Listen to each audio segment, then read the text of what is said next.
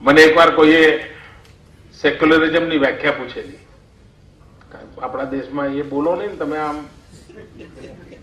જામો જ નહીં સાહેબ, એવી દુનિયા છે કે એના વિશે તમારે કઈ કહેવું જ પડે.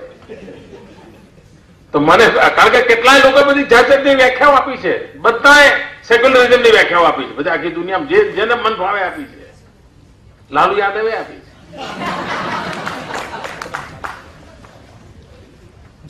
મિત્રો મારી સેક્યુલરિઝમની સીધી સાદી વ્યાખ્યા છે ઇન્ડિયા ફર્સ્ટ. બસ બધું એમ આવી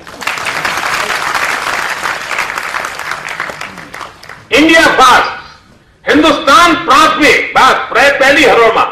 આનાથી મોટો કોઈ સેક્યુલરિઝમ જ ના હોય દોસ્તો. અને હિન્દુસ્તાન સુખી હોય એટલે આપણે બધા સુખી હોઈએ. હિન્દુસ્તાન શિક્ષિત હોય આપણે બધા શિક્ષિત હોઈએ. હિન્દુસ્તાનમાંથી ગરીબી જાય એટલે આપણી ગરીબી જાય જ.